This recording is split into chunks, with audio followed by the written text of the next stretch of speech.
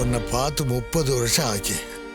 எப்படி பாருங்க அப்பா, இவ்வளவு வருஷம் உங்களை பிரிஞ்சிருந்ததுனால நீங்க என் மேல கோவமா இருப்பீங்கன்னு நினைச்சேன். ஆனா நீங்க பெத்த மனசுப்பா. பிள்ளையோட சந்தோஷத்தை மட்டும் பார்க்குற மனசுக்கு கோவப்பட தெரியாது. அன்னைக்கு ஏதோ சூழ்நிலை உன்னை என்கிட்ட இருந்து பிரிச்சுட்டு போயிட்டா. அதுக்காக நான் அவள்கிட்ட கோவப்படலை. கொஞ்சம் வருத்தம் தான். இல்லப்பா, நான் அவளை கல்யாணம் பண்றதுக்கு முன்னாடியே உங்களையும் அம்மாவையும் பார்க்க கூடாதுன்னு என்கிட்ட சத்தியம் வாங்கிட்டாப்பா. அதனால தான் என்னால் உங்களை பார்க்க வர முடியல.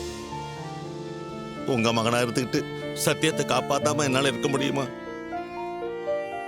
விடுப்பா, அவ ஒண்ணு கெட்டவ கிடையாது. ஒன்னு அவளுக்கு மட்டுமே சொந்தமாக்கிக்கணும்னு ஆசைப்பட்டா. அதுக்காக தான் இப்படிலாம் பண்ணியிருக்கா. ஒரு பொண்ணா அவ ஜெயிச்சுட்டு தான் நினைச்சாலும் ஒரு அப்பாவா நான் தோக்கலப்பா. என் பையன் நல்லா இருக்கணும்னு நான் தள்ளி நின்னுட்டேன், அவ்வளவுதான். இப்ப கூட உங்களை பார்க்கறதுக்கு இங்கே வரக்கூடாதுன்னு தாப்பா சொன்னா. அவளை மீறி தான் நாங்கள் வந்திருக்கோம்.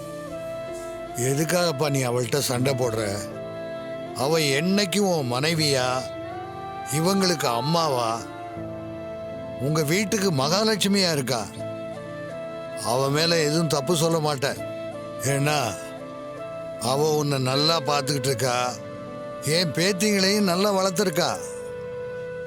ஒரு குடும்ப தலைவியா அவ ஜெயிச்சிட்டா. அதை நினைச்சா எனக்கு ரொம்ப சந்தோஷமா இருக்குப்பா. ஆனா உங்களுக்கு நான் பண்ண துரோகம். இது துரோகம் இல்லப்பா, வெறும் பிரிவுதான். காலம் நமக்கு கொடுத்த ஒரு சின்ன இடைவெளி. இதோ இப்ப என் புள்ள என் முன்னாடி வந்து நிக்கிற இந்த ஒரு நிமிஷம் 30 வருஷ வலியை தொடச்சி எரிஞ்சிருச்சு. எனக்கு உன் மேல எந்த கோபமும் இல்லப்பா.